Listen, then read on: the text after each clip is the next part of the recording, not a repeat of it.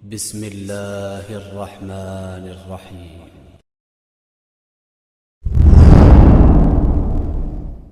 قرآن سننا پوڈکاسٹ۔ بسم اللہ الرحمن الرحیم والصلاة والسلام علی سید الاولین والآخرین وامام المتقین وانت رسول رب العالمین سیدنا و مولانا محمد آلہ و اصحابہ اجمعین، اما بعد۔ میں آپ کے سامنے ایک قرآن کی آیت پیش کرنے جا رہا ہوں، سورۃ الرعد کی آیت نمبر 28 ہے۔ اسے بیان کرنے سے پہلے، اس کی تلاوت کرنے سے پہلے میں ایک بات بتا دوں کہ یہ آیت وقت میں یہ سمجھ لیجیے بہت امپورٹنٹ ہے اس وقت کے لیے، کیونکہ ہر دوسرا یا تیسرا بندہ اس مرض میں مبتلا ہے، کہیں نہ کہیں وہ اس مرض میں مبتلا ہے کہ اسے یہ آیت کہیں نہ کہیں سکون دے گی۔ کہیں نہ کہیں ایک شخص اس چیز کو لے کے پریشان ہے یا تکلیف میں ہے، یا اگر انگلش میں تو ٹائرڈ ہے یا ڈپریشن ہے یا انگزائٹی ہے، کسی بھی طریقے کی کوئی چیز ہے، تو یہ آیت اسے بہت سکون دینے والی ہے۔ اور جو شخص اس آیت پہ غور و فکر کرے گا تو انشاءاللہ اللہ تعالیٰ اس کے قلب کو سکون دے گا۔ آیت نمبر 28 سورۃ الرعد: الذین آمنوا وتطمئن قلوبهم بذکر اللہ الا بذکر اللہ تطمئن القلوب۔ صدق اللہ العظیم۔ اللہ تعالیٰ قرآن میں فرماتا ہے جو لوگ ایمان لائے ان کے دل اللہ ہی کے ذکر سے اطمینان حاصل کرتے ہیں۔ یاد رکھو، اللہ کے ذکر سے ہی دلوں کو یعنی قلب کو سکون ملتا ہے۔ یہ جو ہمارا دل ہے نا، یہ ایک طریقے سے اگر میں آپ سے کہوں، یہ تھوڑا سا نا ڈرپوک ہے، تھوڑی سی چیزوں کو یا چھوٹی چھوٹی باتوں کو دل پہ لے لیتا ہے، اور اس چکر میں ایک بندہ یا ایک شخص اس مرض میں مبتلا ہو جاتا ہے کہ اسے انگزائٹی، ڈپریشن جیسی چیزیں کھینچ لیتی ہیں، جگڑ لیتی ہیں، یا اس مرض میں مبتلا کر لیتی ہیں کہ وہ شخص بہت زیادہ سوچنے لگتا ہے، اوور تھنکنگ کرنے لگتا ہے، کہیں نہ کہیں ڈرنے لگتا ہے۔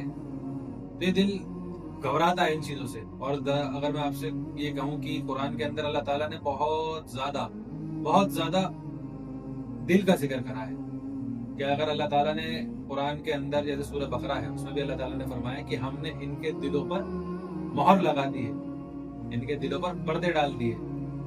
یا پھر دل کے معاملات میں اللہ تعالیٰ نے ہر جگہ کے ایمان والوں کے دل میں ایمان اترتا ہے۔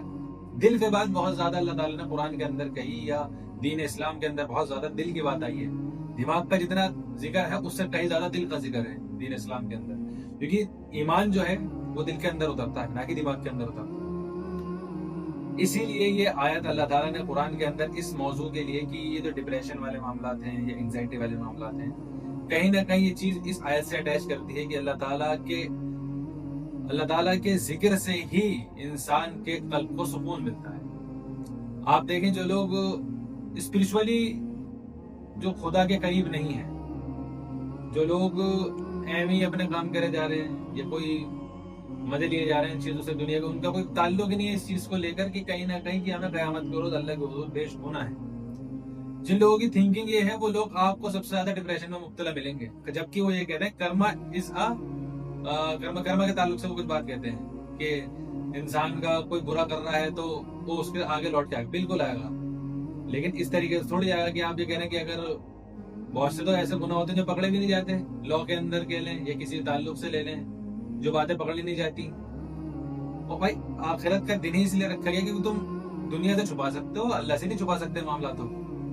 اللہ تعالیٰ جانتا ہے کہ تمہارے دل میں کیا چل رہا ہے، اللہ تعالیٰ جانتا ہے کہ تمہاری نیت کیا ہے، کہ تمہاری نیت کسی شخص کے ساتھ یا کسی خاتون کے ساتھ نکاح کیے یا زنا کیے، یہ اللہ بہتر جانتا ہے۔ تم جانتے ہو، تم اپنے آپ کو دھوکہ مت دو، یا ہم جانتے ہیں اپنے آپ کو دھوکہ مت دیں کہ ہماری نیت کیا ہے، کس تعلق سے ہے۔ میری نیت کہیں چوری کرنے کی ہے تو میں اسے دکھا رہا ہوں کہ میں بہت اچھا انسان ہوں، لیکن یہ میں جانتا ہوں میری نیت چوری کی، میرے ساتھ اللہ بھی جانتا ہے میری نیت چوری کی ہے۔ سامنے والے کو دھوکہ کیوں ملتا ہے؟ اس لیے کہتے ہیں کہ دھوکہ دے رہا ہے، اس چیز کی وجہ سے کہا جاتا ہے کہ دھوکہ دیا جا رہا ہے سامنے۔ یہ آیت اللہ تعالیٰ نے قرآن کے اندر اتاری، فرمائی اور بتایا کہ اگر آپ کو سکون، ڈپریشن، انگزائٹی، ایسے کوئی معاملاتوں کے تعلق سے اگر آپ کو دقت ہے تو آپ اللہ کی طرف رجوع لائیں۔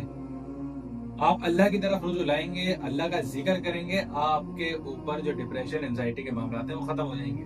جیسے کہ میں اپنے اوپر کی اگر بات کہوں آپ سے، جب میرا ایسا معاملات ہوتا ہے کہ میرا دل بے چین ہو جاتا ہے، یا کسی معاملاتوں کو دل پہ لے لیتا ہے یا ٹوٹ جاتا ہے، کچھ بھی ایسے ایکسپائزڈ معاملات ہو جاتے ہیں، تو سب سے بہترین چیز اگر مجھے جو لگتی ہے وہ لگتی ہے قرآن کی تلاوت۔ قرآن کی تلاوت، قرآن کی تلاوت، قرآن کی تلاوت۔ وجہ حضرت علی فرماتے تھے کہ جب میرا دل چاہتا ہے کہ میں اللہ سے بات کروں تو میں قرآن پڑھتا ہوں، اور جب میرا دل چاہتا ہے کہ میں اللہ سے باتیں کروں تو میں نماز پڑھتا ہوں۔ ذکر ہی تو آگے بیچ میں کہیں نہ کہیں۔ نماز کیا ہے؟ عبادت ہے، اللہ کا ذکر ہے۔ قرآن کیا ہے؟ عبادت ہے، اللہ کا ذکر ہے۔ بھائی اللہ تعالیٰ جب قرآن میں فرما رہا ہے کہ تمہارے دلوں کو سکون جو ہے وہ میری عبادت سے، میرے ذکر سے، میری باتوں کو بیان کرنے سے ملے گا، تو آپ کر کے دیکھیں نا۔ آپ یہ بھی سوچتے ہیں ان ساری چیزوں کو لے کے کہ میرا سکون کسی اور میں رکھ دیا اللہ نے۔ ہاں یہ معاملات ضرور ہو سکتے ہیں کہ اللہ تعالیٰ نے، جیسے اگر میں ایک بات کہوں کہ اللہ تعالیٰ کسی شخص کے ساتھ ایک شخص کو باندھتا ہے، نکاح کراتا ہے، تو کہیں نہ کہیں اس شخص کے ساتھ اس بندے کو سکون ہوتا ہے۔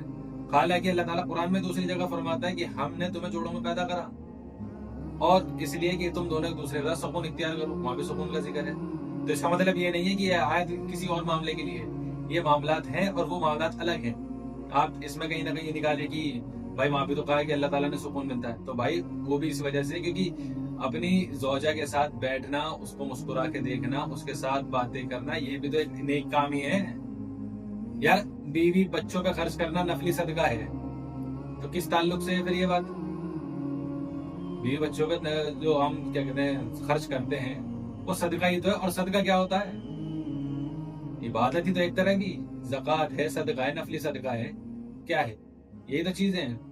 اور پھر ان چیزوں کے ساتھ ساتھ بہت سی چیزیں اور بھی مل جاتی ہیں۔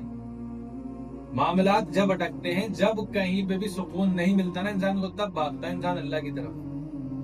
آپ دیکھیں کہ آپ اگر یہ سوچتے ہیں کہ میرا سکون کسی اور شخص میں ہے، چلیے کبھی آپ کو مل بھی جائے گا، یا آپ کی بیوی سے آپ کو مل جائے گا، یا آپ کے شوہر سے آپ کو مل جائے گا، نو ڈاؤٹ مل بھی جاتا ہے، کوئی اس میں دوہرائی نہیں ہے، مل بھی جاتا ہے۔ لیکن جب معاملات اپنے دل کے اوپر بات آتی ہے نا، تب انسان اس قرآن کی طرف، اللہ کی طرف بھاگتا ہے اس چیز کو لے کے، کیونکہ اللہ تعالیٰ نے قرآن میں فرمایا الا بذکر اللہ تطمئن القلوب، کہ تم لوگوں کے دلوں کو سکون تو صرف اللہ کے ذکر سے مل سکتا ہے۔ یہ لوگ جو آج کل کے دور میں ڈپریشن کا شکار ہیں، اینزائٹی کا شکار ہیں، اینزائٹی اٹیک آتے ہیں، اپنے آپ کو اس تعلق سے توڑتے ہیں کہ کسی بھی شخص کے سامنے اچھا بن کے بھی دکھاتے ہیں اور خود گھٹ بھی رہے ہوتے ہیں۔ بھائی تمہیں گھٹنے کی ضرورت کیا ہے؟ تم اللہ کا ذکر کرو نا بیٹھ کے۔ اور اگر آپ کے دوست، میں ایک بات کہوں گا، اگر آپ کے دوست، اللہ تعالیٰ نے اگر آپ کو نیک دوست دیے ہیں تو ان سے ذکر کرا کریں، ان سے مشورہ کرا کریں۔ یہ میں دنیاوی طور پر بات بتا رہا ہوں، دیکھیے اللہ تعالیٰ فرماتا ہے کہ مشورے میں خیر ہے، مشورہ کرا کریں، مشورہ کریں گے خیر کی ہی بات نکل کے آئے گی۔ جب اللہ نے فرما دیا کہ مشورے میں خیر ہے، رسول اللہ نے بتا دیا مشورے میں خیر ہے، تو آپ بھی مشورہ کرا کریں اپنے دوستوں کا۔ اگر آپ کے دوست نیک ہیں تو اس شخص کے ساتھ مشورہ کرا کریں جس پہ آپ کو بھروسہ ہو، اس شخص کے ساتھ مشورہ نہ کرا کریں جو خود ہی غلط ہو اور آپ اس سے مشورہ لینے کھڑے ہو جائیں، وہ آپ کو غلط ہی دعوت دے گا، پھر صحیح دعوت نہیں دے گا۔ اس لیے پہلی شرط یہ ہے کہ آپ کی سنگت اچھی ہونی چاہیے، آپ کے دوست اچھے ہونے چاہیے جو دین کی طرف اپنا وہ رکھتے ہوں رجحان، ان لوگوں سے آپ بات کریں، ان سے مشورہ لیں، انشاءاللہ اللہ تعالیٰ آپ کو صحیح مشورہ بھی دے گا، صحیح رائے بھی دلائے گا۔ آپ اگر دوسری طرف جانا چاہیں تو وہی چوائس آپ کی ہے، اللہ تعالیٰ کو کوئی کیا بگاڑ دے گا۔ اگر پوری کائنات بھی اس کی عبادت کرنے چلی جائے تو بھی اسے کوئی فرق نہیں پڑے، اور اگر پوری کائنات اس کی نافرمانی کرنے تو بھی اسے کوئی فرق نہیں پڑتا۔ مسئلہ تمہاری ذات کا ہے، تمہیں جنت میں جانا جہنم میں جانا وہ تم سوچو نا۔ تمہیں جہنم میں جانا تو جاؤ کرو اپنے والے معاملات، جاؤ جہنم میں، اور تمہیں جنت میں جانا تو کرو اللہ اور اس کے رسول کی اطاعت۔ معاملات اپنے ایک طرف، برائیاں اچھائیاں ایک طرف، اور ڈپریشن، انگزائٹی کی ساری چیزوں سے انسان اپنے آپ کو توڑتا ہے کہیں نہ کہیں۔ اور جب ڈپریشن ہوتا ہے تو گھر میں بھی سفر کرتا ہے، ماں باپ کے سامنے بھی سفر کرتا ہے، دوستوں کے سامنے بھی سفر کرتا ہے، اپنے دل میں پڑتا ہے۔ یہ چیزیں انسان کو توڑتی ہیں۔ ہمیں دین اسلام اللہ تعالیٰ نے دیا ہے، ہمیں بتایا ہے کہ ہمیں کیا کرنا ہے، کیسے حالاتوں میں زندگی گزارنی ہے۔ ایسے نہیں ہے کہ ہم عیاشیوں کی طرح زندگی گزارتے پھریں، نرم گدے، بڑھیا بستر، صبح اٹھ رہے ہیں مزے سے۔ یہ زندگی اللہ تعالیٰ کو پسند نہیں آتی، قربانی پسند آتی ہے اللہ تعالیٰ کو۔ قربان کریں اللہ تعالیٰ کے سامنے اپنے آپ کو، اس کے راستے میں اپنے آپ کو قربان کریں اس طریقے سے کہ اللہ تعالیٰ کے دین کے لیے کھڑے ہو جائیں۔ آپ کر کے دیکھیں، ڈپریشن، انزائٹی اگر کسی کو ہے تو اپنا وہ بنا کے دیکھے، ایک ایم بنا کے دیکھے، اپنا مقصد بنا کے دیکھے کہ میں اللہ تعالیٰ کا ذکر کروں گا، اللہ تعالیٰ کا علم جو اللہ تعالیٰ نے قرآن کو دیا، قرآن میں اتارا، اللہ کے رسول کو جو علم اترا، جو حدیثیں آئی ہیں اس کا علم حاصل کروں گا اور میں دعوت دوں گا۔ میں لکھ کے دیتا ہوں آپ کو ڈپریشن کی کبھی شکایت نہیں ہو سکتی، کیونکہ آپ کا ایم ہے۔ آپ کا مقصد ہے. جس شخص کا مقصد ہوتا ہے وہ کبھی ڈپریشن میں مبتلا نہیں ہو سکتا. لیکن جس شخص کا مطلب وہ مقصد ہی کچھ اور ہو، یا جس شخص کا کوئی مقصد ہی نہ ہو، وہ خالی بیٹھا ہوا شخص سب سے زیادہ ڈپریشن میں مبتلا ہوتا ہے. جس شخص کا مقصد ہوگا کہ مجھے بڑا بننا ہے، مجھے اللہ کی دین کی دعوت دینی ہے، یا XYZ مجھے اس کمپنی کے اندر اس پوزیشن پہ پہنچنا ہے، یا XYZ مجھے اپنی کمپنی کھڑی کرنی ہے، یا XYZ مجھے اپنا بزنس اتنا بڑا کرنا ہے. جس شخص کا یہ مقصد ہوگا تو وہ اپنے مقصد کے لیے جیے گا. لیکن جس شخص کا مقصد صرف بیٹھنا ہے، خالی ٹائم ہے، فضول آدمی ہے، وہ شخص اپنے آپ کو اوور تھنکنگ میں لے جا کر اپنے آپ کو ایک ذہنی مریض بناتا ہے اور ڈپریشن انزائٹی کا شکار ہوتا ہے. اللہ تعالی ہم سب کو کہنے سننے سے زیادہ عمل کرنے کی توفیق عطا فرمائے. وآخر الدعوانا الحمدللہ رب العالمین وما علینا الا البلاغ المبین. صدق اللہ العظیم.